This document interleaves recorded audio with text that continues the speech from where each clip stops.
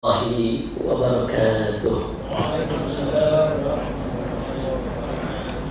بسم الله والحمد لله ولا حول ولا قوة إلا بالله. أشهد أن لا إله إلا الله وحده لا شريك له، وأشهد أن سيدنا محمدا عبده ورسوله لا نبي بعده. اللهم صل وسلم وبارك على سيدنا وحبيبنا وشفيعنا ومولانا نبينا محمد وعلى آله الطاهرين الطيبين وأصحابه الغر الميامين ومن تبعهم بإحسان إلى يوم الدين. أحبائي الكرام، في هذه الجلسة الطيبة وبمثل هذا الاجتماع المبارك لا أنسى أن أوصيكم جميعا ونفسي بتقوى الله وبطاعة رسول الله صلى الله عليه وسلم. فنسأل الله سبحانه وتعالى أن يهدينا إلى صراطه المستقيم ويجعلنا من المتقين ويدخلنا جنته جنة النعيم بحق سيد المرسلين، والحمد لله رب العالمين. فضيلة الحبائب الشرفاء والمشايخ الفضلاء والأساتذة الكرماء وجميع الحاضرين الأعزاء الأحباء رحمكم الله. Pada kesempatan malam yang berbahagia ini, satu kehormatan bagi saya boleh mendapatkan kesempatan untuk bisa menyampaikan apa yang sepatutnya untuk disampaikan.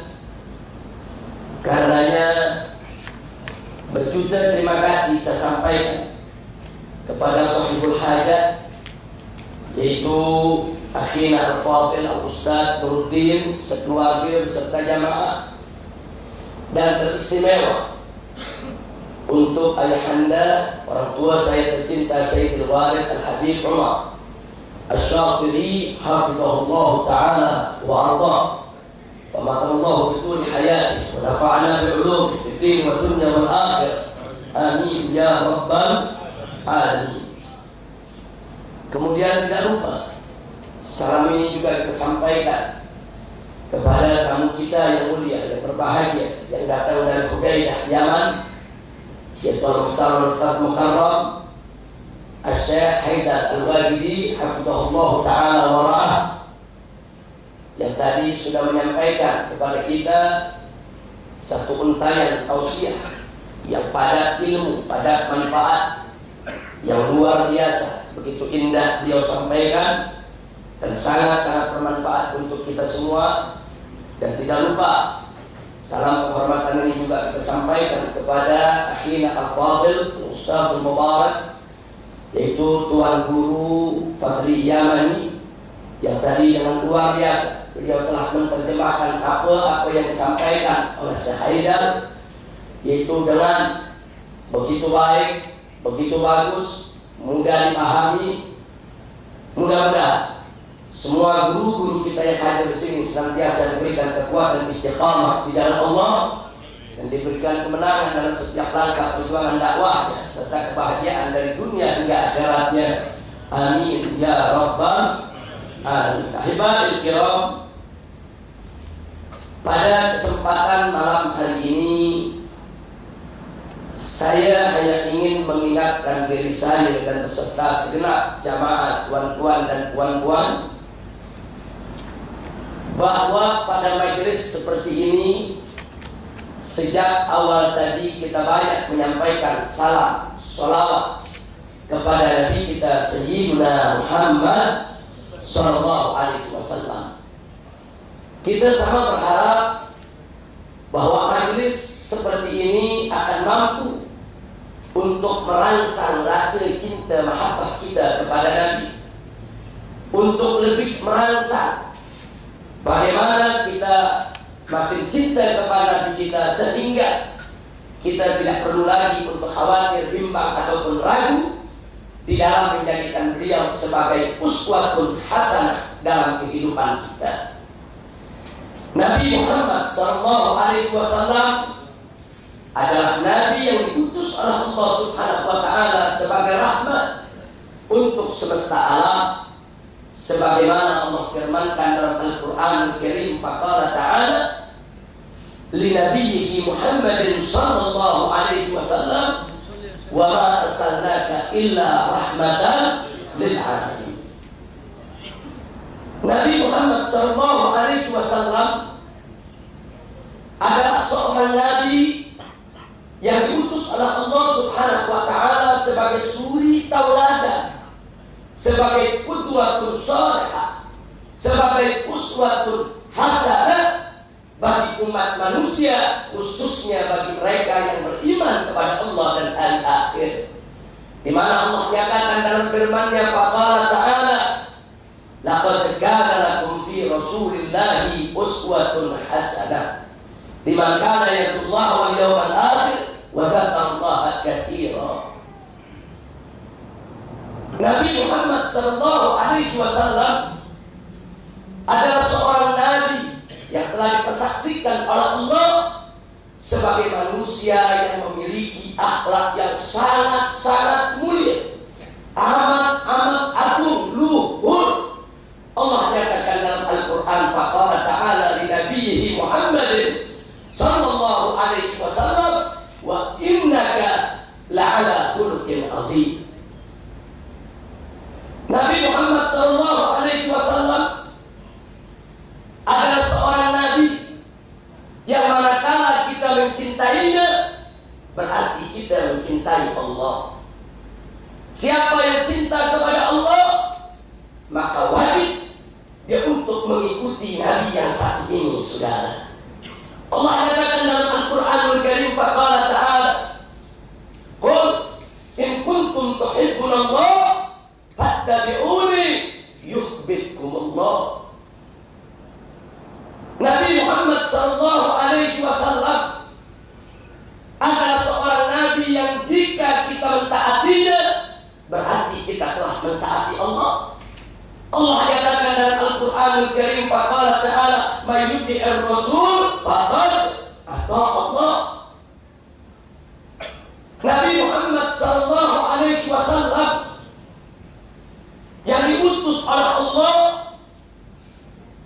sebagai nabi terakhir, penutup segala nabi. Tidak ada lagi nabi baru yang manapun, dari manapun, diutus oleh Allah Subhanahu wa Ta'ala setelah nabi yang satu ini, saudara. Tegas Allah nyatakan dalam Al-Quran Al-Karim, faqala ta'ala maka Muhammadun aba ahadin min rijalikum walakin Rasulullah wa khataman nabiyyin. Jadi Nabi Muhammad sallallahu alaihi wasallam sebagai nabi yang terakhir yang membawa syariat Islam untuk kita semua adalah nabi yang wajib untuk kita cintai, wajib untuk kita taati, wajib untuk kita patuhi, wajib untuk kita jalankan apa-apa yang beliau ajarkan kepada kita, dan wajib untuk kita tinggalkan apa-apa yang beliau larang kita untuk melakukannya. Allah katakan dalam Al-Quranul Karim, faqala ta'ala wa ma atakumur rasulu fa'khudhuhu wa ma nahakum anhu fantahu. Saudara, kalau kita ingin menguraikan pada kesempatan malam hari ini tentang siapa kita punya nabi, tentu akan memakan masa yang sangat-sangat panjang sekali. Karena beliau adalah al-insanul kamil, manusia yang sempurna, sempurna kedudukannya, sempurna akhlaknya, sempurna ilmunya, sempurna adabnya, sempurna imannya, sempurna takwanya kepada Allah Subhanahu wa Ta'ala. Karenanya, kalau kita ingin menguraikan satu persatu bagaimana kesempurnaan akhlak Nabi, 1 jam kita berkata tidak akan cukup. Sehari penuh kita uraikan, tidak akan pernah tuntas. Bahkan seumur hidup kita sekalipun untuk menguraikan kesempurnaan akhlak Nabi, maka tidak akan pernah ada habisnya, ibadallah. Oleh karena itu, betapa indahnya tatkala Sayyidatina Aisyah radhiyallahu taala anha ditanya tentang kesempurnaan akhlak Nabi.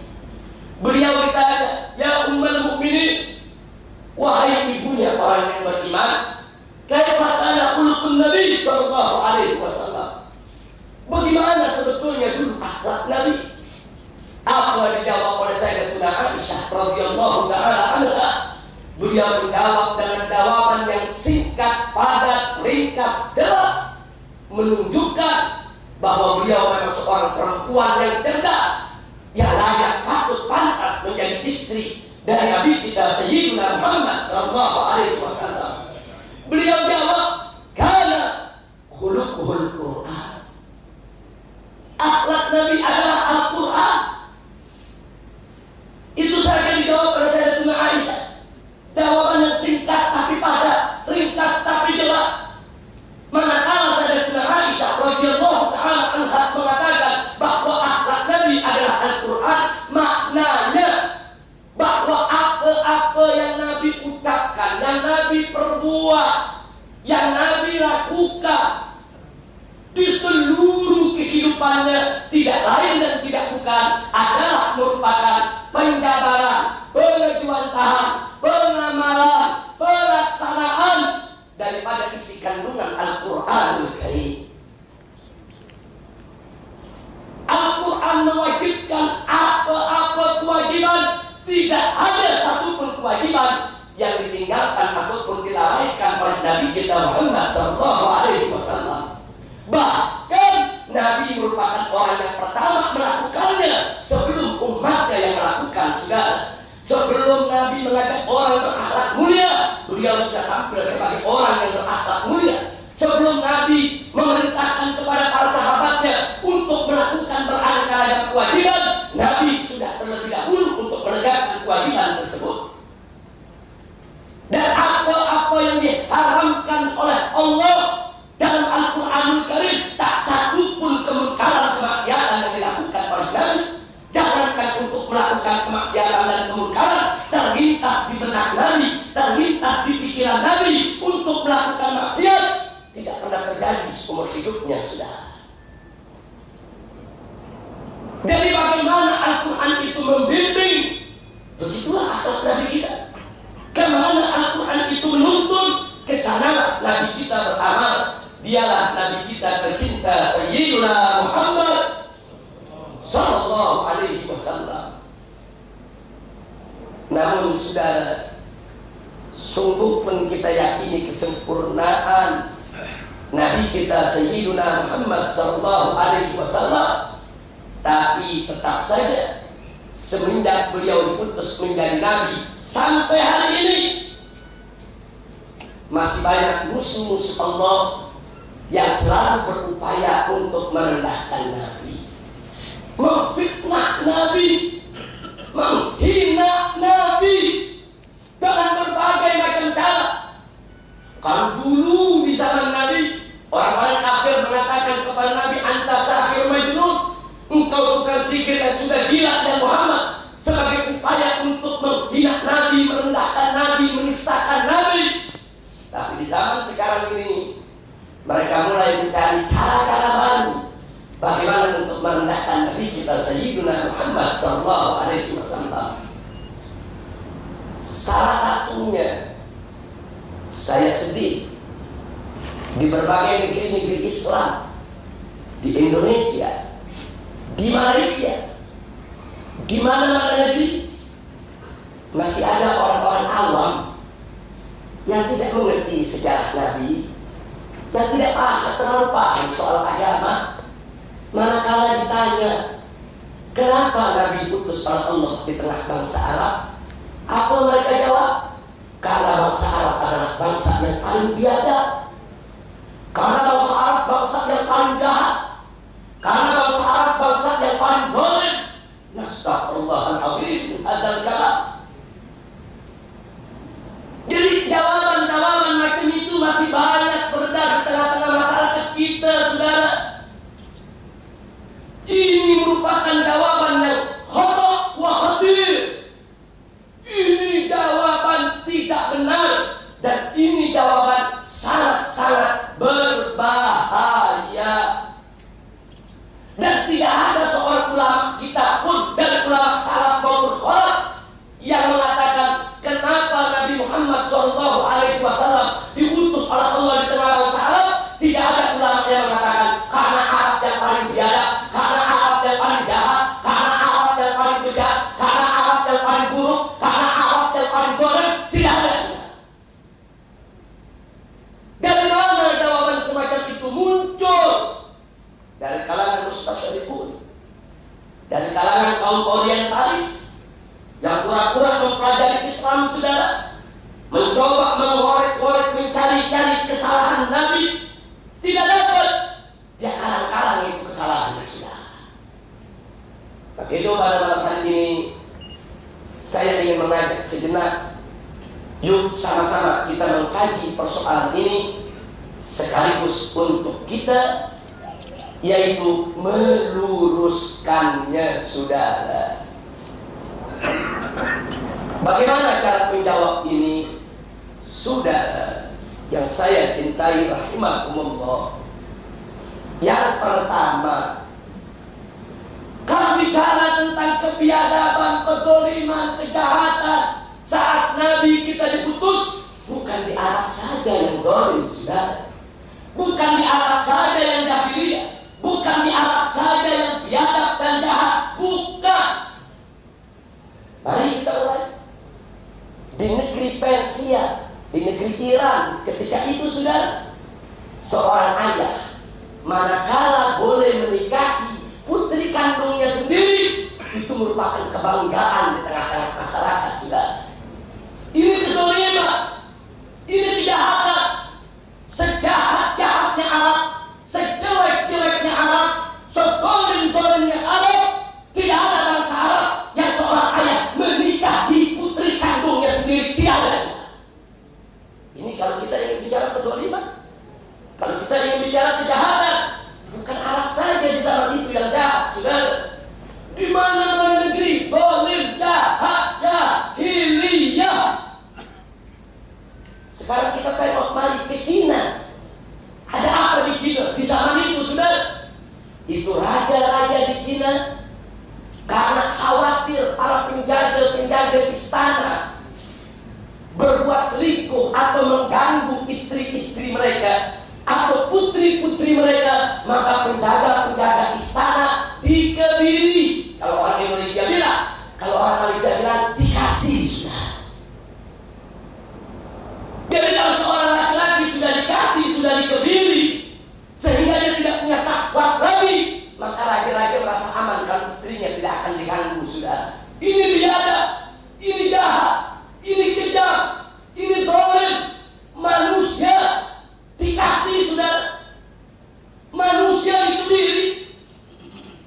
Sejahat-jahatnya orang Arab, sezalim-zalimnya orang Arab di zaman Nabi, saudara. Tidak ada orang Arab yang melebihi manusia.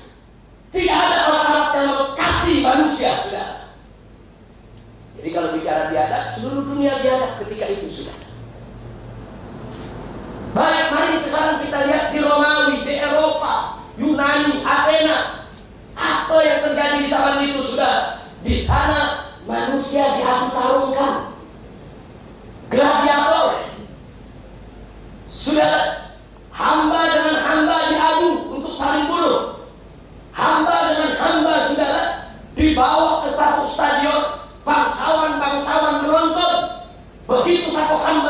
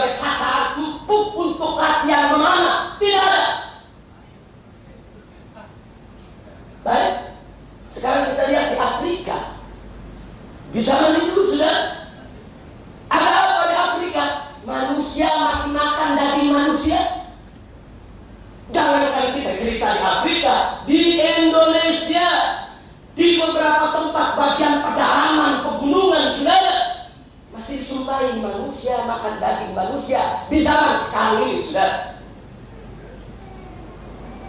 Ini juga kezaliman, ini jahiliyah, ini kejahatan, ini kebiadaban.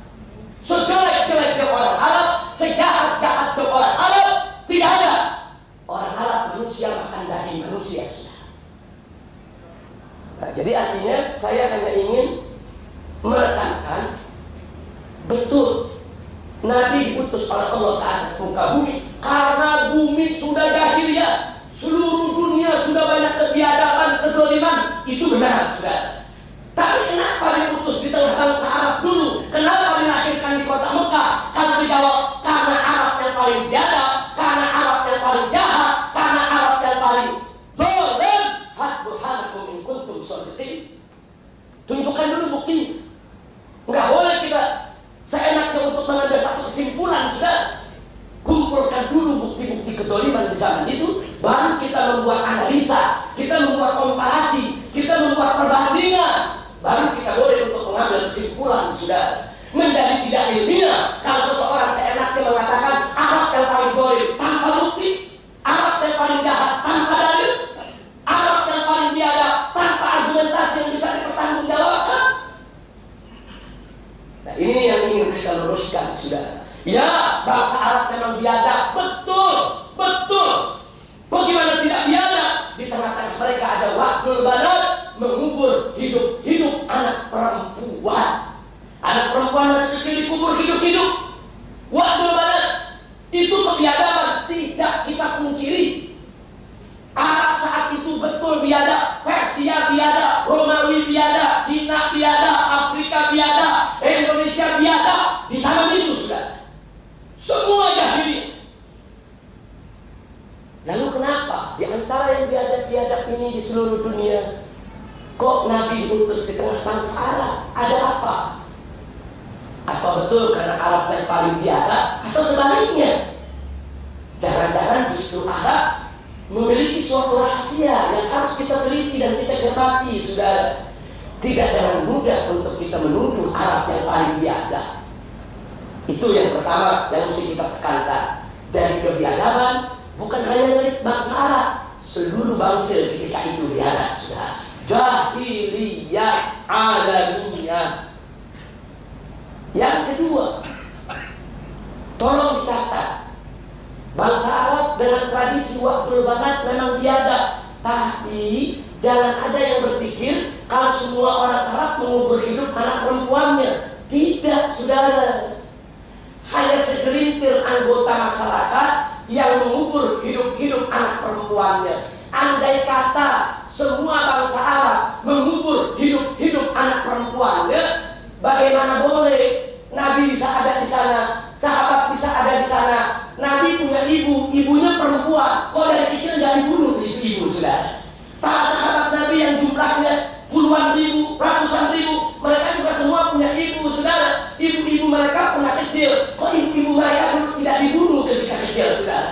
Orang-orang kafir Quraisy yang memusuhi Nabi, bangsa Arab yang memusuhi Nabi, mereka juga punya ibu. Ibu-ibu mereka pernah kecil. Kok ibu mereka dulu tidak dibunuh oleh ayah mereka untuk dikubur hidup-hidup, saudara? Nah, jadi jangan kita terpancing dengan pemikiran orientalis, pemikiran orang-orang Barat yang ingin memfitnah Islam, memfitnah Nabi, dan ingin merusak sejarah Nabi kita Sayyidina Muhammad Sallallahu Alaihi Wasallam. Betul, ada sebagian orang Arab kalau punya anak perempuan dia tidak suka, dia kubur hidup-hidup anak perempuannya. Tapi tidak semua orang Arab, saudara.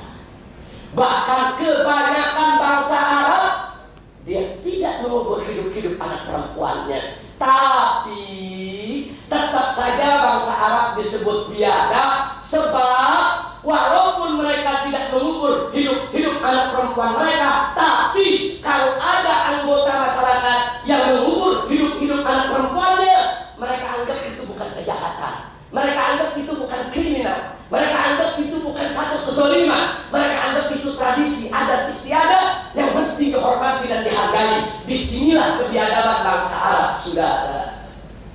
Itulah sebabnya Nabi diputus oleh Allah baik ke tengah bangsa Arab maupun ke tengah seluruh umat manusia untuk untuk menghapuskan segala kezaliman, menghapuskan segala kebiadaban, menghapuskan segala ketidakadilan, menghapuskan segala bentuk kejahatan, penindasan. Itulah makanya Allah dengan tegas menyatakan kepada Nabi, "Wa ma arsalnaka illa rahmatan lil alamin." Nabi menjadi rahmat untuk semesta alam. Nabi membawa syariat yang penuh rahmat, syariat yang menolak segala bentuk kezaliman, kejahatan, kebiadaban, syariat yang mengangkat manusia ke posisi yang begitu mulia, terhormat, memiliki harkat dan martabat. Saudara, alhamdulillah. Itu yang kedua yang ingin saya garis bawahi. Nah, sekarang yang ketiga. Jadi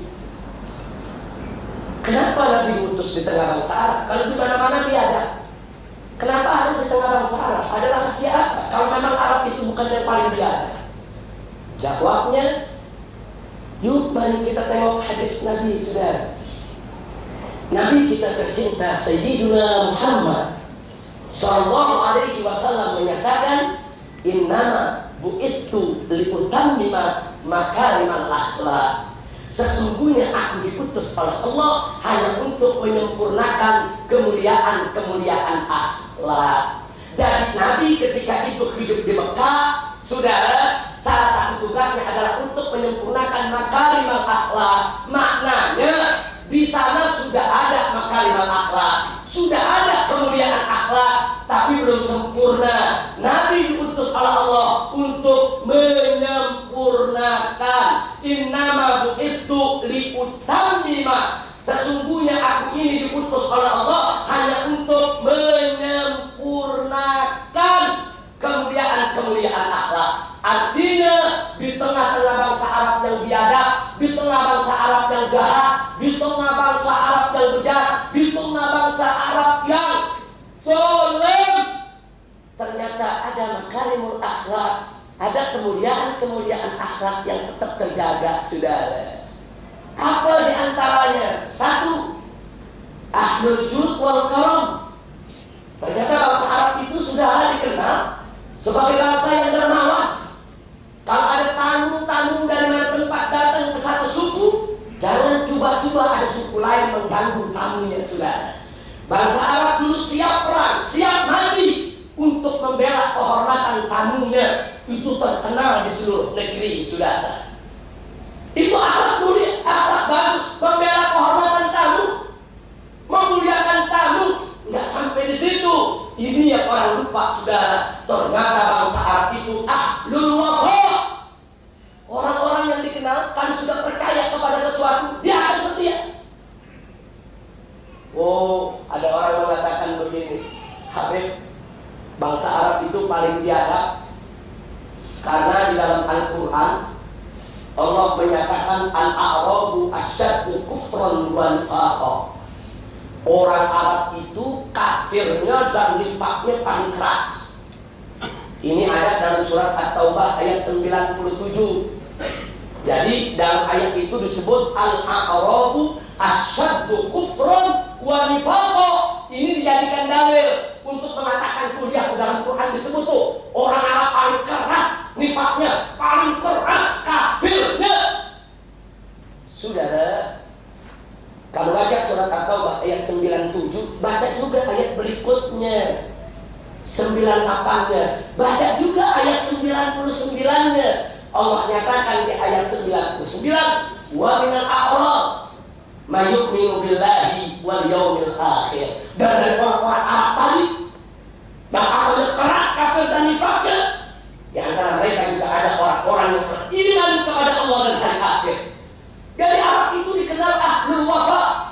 Dia kalau sudah kafir memang keras kafirnya, tapi kalau dia sudah beriman sulit dicari tandingannya, saudara. Makanya mari kita lihat, Allah Maha tahu bahwa Nabi yang terakhir ini nanti diutus, saudara, itu perlu didampingi dengan manusia-manusia yang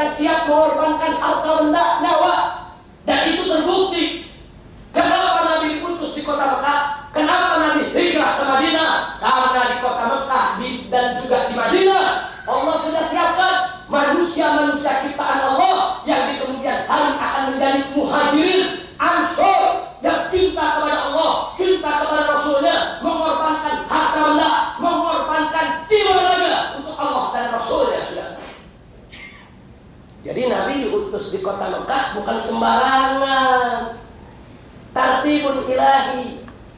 Allah sudah atur dalam ilmu azalinya, saudara, bahwa Nabi dilahirkan di kota Mekah karena di sana akan ada sekelompok manusia yang namanya muhajirin dan ansor yang akan bahu-membahu, yang akan bekerja sama, akan ta'awun untuk menyebarkan luas Islam ke seluruh negeri, saudara. Nah, ini yang tidak boleh kita lupa, saudara. Jadi ternyata kenapa Nabi diutus di tengah bangsa Arab? Ada makarimul akhlak, ada sifat setia. Kalau itu berhasil mendapat iman, dapat taufik, dapat hidayah, maka sifat setia itu akan sangat berguna untuk perjuangan Islam. Dan itu terbukti dengan segala muhajirin dan ansor radhiyallahu anhum. Itu yang ketiga, saudara. Tidak sampai di situ. Yang keempat, mari kita lihat, saudara. Yang keempat yang tidak boleh kita lupa, jauh sebelum Nabi dilahirkan, Allah Maha tahu kalau Nabi akan dilahirkan berasal dari sulbi Nabi Ibrahim alaihissalam yang kemudian menurun kepada Nabi Ismail alaihissalam. Sebelum Nabi Muhammad SAW dilahirkan, Allah sudah perintahkan Nabi Ibrahim bawa Nabi Ismail ke kota Mekah. Ketika itu masih tandus, tidak ada penduduk. Tidak ada penduduk, masih tandus, tidak ada perumahan, tidak ada perkebunan. Allah perintahkan kepada Nabi Ibrahim alaihissalam untuk meninggalkan putranya yang bernama Ismail alaihissalam bersama ibundanya yaitu Siti Hajar alaihissalam. Kenapa harus ditinggalkan di kota Mekah? Karena Allah Maha tahu dari sulbi orang inilah kelak akan lahir Nabi penutup para nabi, sudah. Jadi kenapa Nabi Ismail dilepaskan di Mekah? Kenapa bukan di Afrika? Kenapa Nabi Musa tidak Allah perintahkan bawa saja itu Nabi Ibrahim alaihissalam? Kenapa Allah tidak perintahkan bawa aja itu Ismail, lepas saja di India, lepas saja di Cina, lepas saja di Romawi? Tidak. Allah perintahkan lepaskan di Mekah, sudah. Ada apa? Ada tartibun ilahi. Ini bukan peristiwa kebenaran, ini bukan peristiwa kebetulan, peristiwa yang sudah diatur sedemikian rupa oleh kekuasaan Allah Subhanahu wa ta'ala. Itu yang keempat, saudara. Yang kelima, jangan lupa bahwa di kota Mekah itulah Allah perintahkan Nabi Ibrahim dan Nabi Ismail untuk mendirikan Al-Ka'bah yang Allah katakan dalam Al-Quran, awwal baitin wudi'a lin-nas. Rumah Allah pertama yang diletakkan dibangun untuk umat manusia. Jadi sebelum Nabi Muhammad lahir di kota Mekah, Allah sudah siapkan, saudara. Datuknya Nabi Ismail ada di sana, Ka'bah didirikan di sana. Ini semua merupakan persiapan untuk menyambut Nabi akhir zaman, saudara. Jadi bukan sembarangan. Bukan Nabi itu diutus di kota Mekah. Oh, ini karena banyak yang zalim. Oh, ini dunia zalim semua. Yang paling zalim di sini, ya udah Nabi taruh situ aja. Enggak begitu, saudara. Allah sudah atur dari jauh-jauh hari, tartibun ilahi. Baik, yang selanjutnya tidak sampai di situ, saudara. Di sana itu ada dua kekuatan dunia yang tidak pernah damai, selalu bertempur, menguasai semua wilayah di Timur Tengah. Kekaisaran Romawi dan Kekaisaran Persia. Hampir tidak ada sejengkal pun tanah di Afrika dan di Jazirah Arabia kecuali dikuasai oleh Kekaisaran Romawi atau dikuasai oleh Kekaisaran Persia. Tapi menarik, ada satu tempat yang Kaisar Persia nggak mau ambil, yang Kaisar Romawi nggak mau ambil. Tempat yang mana? Itulah Mekah, sudah. Persia tidak mau ambil. Mekah dianggap ini gurun, tandus, tidak ada hasil, tidak ada manfaat. Kaisar Persia tidak mau ambil. Begitu juga Kaisar Romawi, sehingga kota Mekah dan sekitarnya di zaman itu terlepas dari kekuatan politik, saudara. Tidak ada kekuatan politik yang berkuasa. Yang ada adalah kekuatan family, kekuatan kekeluargaan. Bani Hashim punya pemimpin Abdul Muthalib. Bani Abdul Muthalib juga punya pemimpin dari tokoh family-nya, saudara. Masing-masing suku di sana kabilah semua punya pemimpin masing-masing. Segala sesuatu mereka selesaikan dengan jalan musyawarah antara kepala-kepala keluarga, kepala-kepala family yang ada, saudara. Tidak ada raja, tidak ada kekuatan politik yang berkuasa di sana. Berbeza dengan di Persia, ada kerajaan, ada kekaisaran. Bahkan ada anak kaisar ingin jadi kaisar, dibunuh ayahnya. Terjadi pergulakan politik, saling bunuh, saling menjatuhkan untuk merebut kekuasaan. Dan itu tidak terjadi di kota Mekah, saudara. Lalu apa manfaatnya? Apa hikmahnya? Hikmahnya, saudara, andai kata Nabi Muhammad SAW dilahirkan di Persia atau dilahirkan di Romawi, maka nanti ada musuh-musuh Islam mengatakan, oh, agama Islam yang dibawa oleh Nabi itu hanya merupakan hasil kegiatan politik. Muhammad itu hanya merupakan produk politik, politik kekaisaran Persia atau politik kekaisaran Romawi, saudara. Andai kata Nabi dilahirkan di Romawi atau di Persia, akan ada nanti orang mengatakan Islam itu produk politik, Islam itu hanya merupakan rekayasa politik.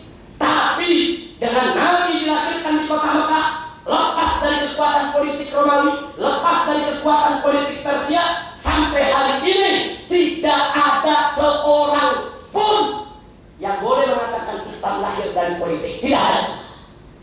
Dan Allah sudah jaga, ini Mekah dijaga betul oleh Allah. Dari kekuasaan politik yang ada, kenapa Allah jaga? Karena disitulah akan ada Nabi terakhir Allah utus, saudara. Yang berikutnya, ketika di zaman Nabi terjadi pertarungan filsafat Yunan, filsafat Athena, di mana dunia, sudah ada pertarungan filsafat. Andai kata Nabi kita dilahirkan di Romawi atau di Persia, orang nanti akan mengatakan Islam itu hasil filsafatnya Muhammad. Muhammad itu belajar filsafat dengan Aristoteles, dengan Platon atau pengikutnya. Ini berbahaya, saudara. Ini sangat berbahaya. Itulah sebabnya Allah utus Nabi di kota Mekah, sehingga sampai hari ini tidak ada seorang pun yang boleh mengatakan Islam lahir dari filsafat. Tidak ada bukti, saudara. Alhamdulillah. Jadi hal-hal ini sengaja saya sampaikan, walaupun saya tidak akan sampaikan secara detail semua perkara, saudara, karena akan sangat panjang sekali, memerlukan waktu yang juga sangat panjang. Karena itu saya hanya ingin ingatkan sekali lagi. Jadi kenapa Nabi diutus di kota Mekah? Bukan karena Arab paling zalim, bukan. Bukan karena Arab paling jahat, bukan. Bukan karena Arab paling biadab, bukan.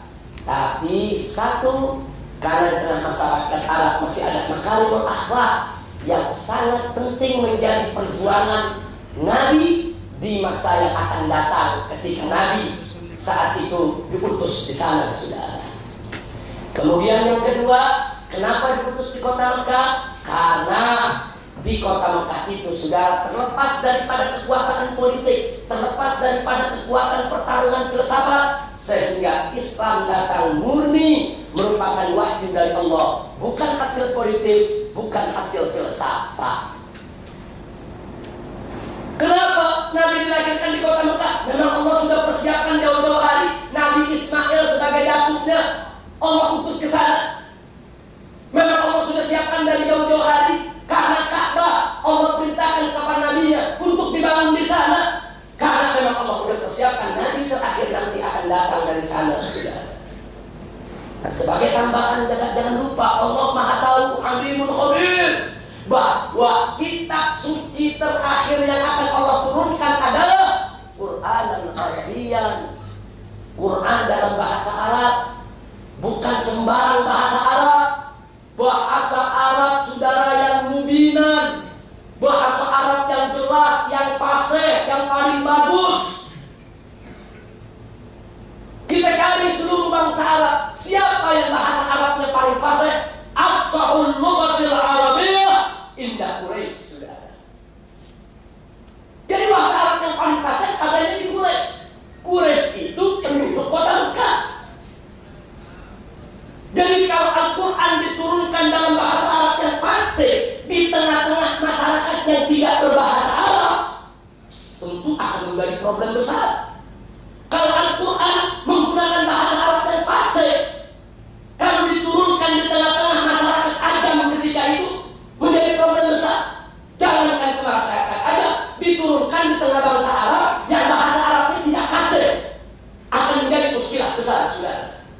Allah jaga. Quran akan diturunkan dalam bahasa Arab yang fasih, dan kabilah yang paling fasih bahasa Arabnya adalah Quraisy, dan Quraisy tinggal di Mekah, saudara. Jadi memang sudah diatur oleh Allah sedemikian rupa bahwa dari sanalah Nabi terakhir akan diutus, saudara. Kita bisa bayangkan kalau Al-Quran dengan bahasa Arab yang begitu fasih, terus Nabi diutus di Johor Baru atau di Jakarta, apa yang terjadi, saudara? Nah ini yang perlu kita, nggak sampai di situ. Al-Quran itu diturunkan dalam bahasa Arab karena bahasa Arab memiliki keunikan yang tidak dimiliki oleh bahasa-bahasa dari bangsa-bangsa mana saja, saudara. Bahasa yang mampu bertahan, bahasa yang mampu bertahan, yang tidak mudah untuk diubah oleh bahasa yang manapun juga, saudara. Walaupun di zaman modern ini ditemukan sesuatu yang baru, bahasa Arabnya sudah ada disiapkan yang baru. Bahasa Arab ini luar biasa. Tadi kita lihat bagi mereka yang belajar bahasa Arab, kata-kata apa? Kata ba itu bisa berubah-ubah. Dari kata ba bisa jadi katib, kutai, maktub, kutub, kitab. Luar biasa. Belum lagi tasrif fi'ilnya, saudara. Dan kata ba menjadi kata ba, kata bu, dan seterusnya, luar biasa. Dan ini tidak dimiliki oleh bahasa manapun juga, saudara. Nah, siapa yang punya kekuatan bahasa tersebut? Siapa yang memiliki kefasihan bahasa tersebut? Adanya di Quraisy. Quraisy itu ada di kota Mekah, saudara. Nah, ini yang saya mau sampaikan. Kalau kita mulai lagi, masih banyak lagi, saudara, rahasia-rahasia yang ada. Kenapa Nabi diutus di tengah bangsa Arab? Tapi yang jelas malam ini tujuan saya hanya ingin menafi, tidak benar kalau Nabi diutus di tengah bangsa Arab karena Arab kan jahat, Arab kan dong, Arab kan biadab, Arab paling yaitu yang paling banyak melakukan pemungkaran, kemaksiatan. Tidak benar. Bicara dolim seluruh dunia saat itu dolim, sudah. Tapi kenapa harus di tengah bangsa Arab? Karena bangsa Arab memiliki rahasia yang Allah Maha mengetahui tentang rahasia tersebut, yang kali ini bisa kita pelajari satu persatu, dan akhirnya boleh kita pahami kenapa Nabi diutus di sana, saudara. Alhamdulillahirabbil alamin. Nah, ini yang saya mau sampaikan. Ini sengaja Habib Umar Asy-Syadhili, saya punya guru tercinta. Kenapa hal ini saya sampaikan?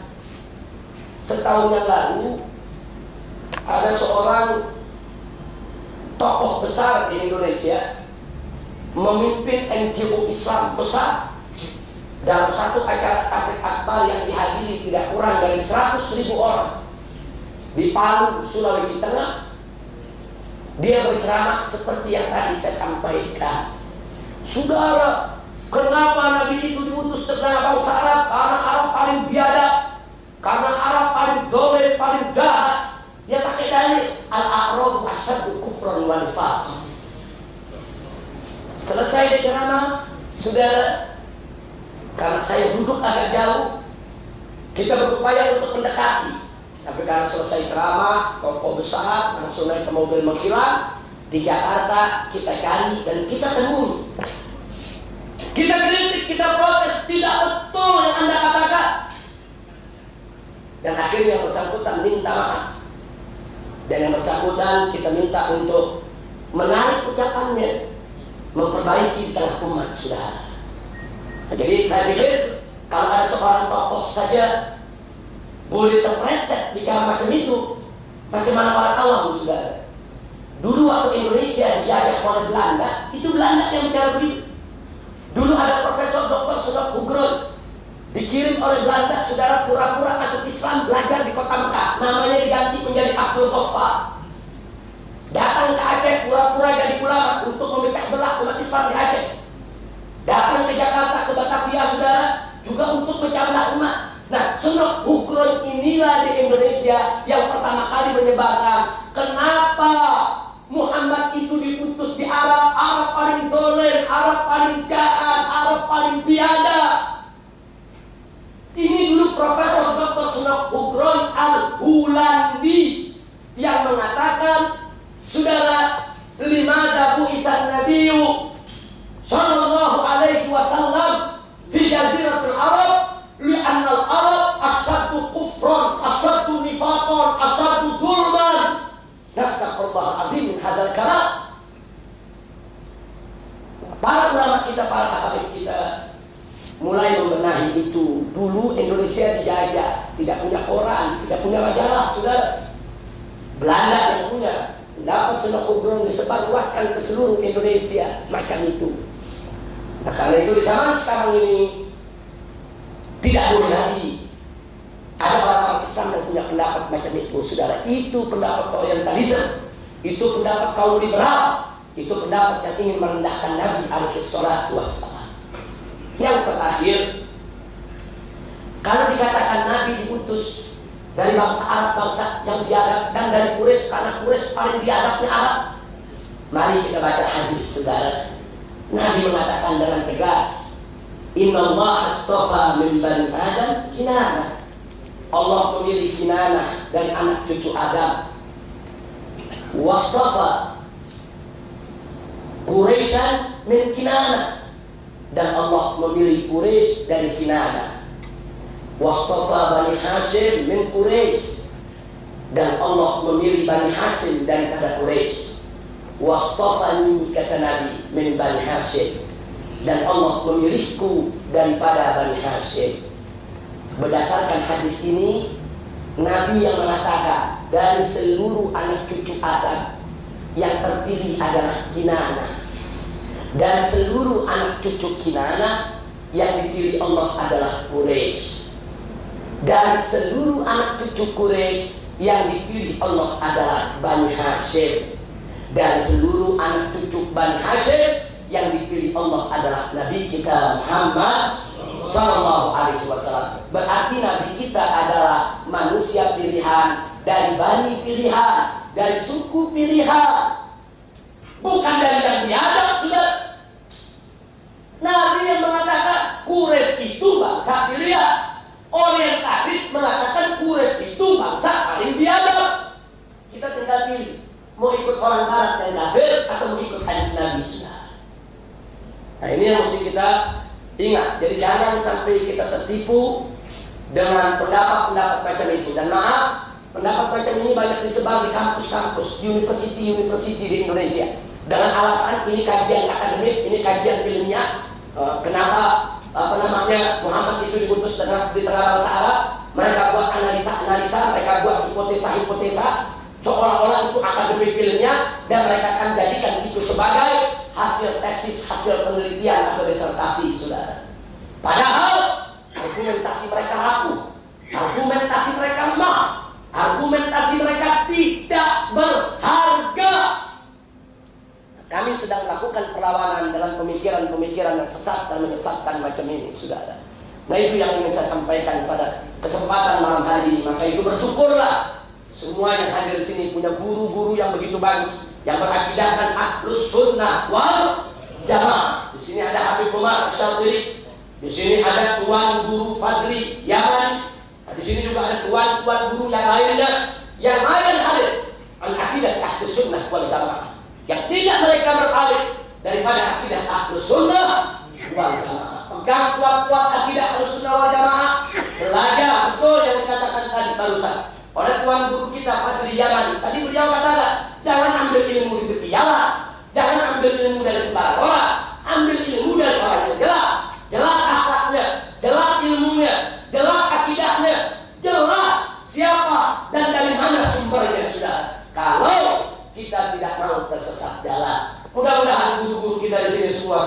diberkahi Allah Subhanahu wa taala.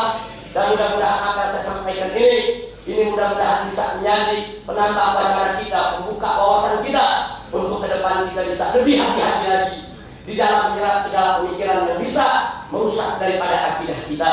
Mudah-mudahan apa-apa yang benar yang saya sampaikan tentunya itu semata-mata hanya dari Allah Subhanahu wa taala, dan apa-apa yang tidak benar itu merupakan dari kelemahan saya dan hanya dari godaan setan dan hawa nafsu belaka. Mudah-mudahan Allah mengampuni kita semua. Nah, itu saja yang bisa saya sampaikan pada kesempatan malam hari ini.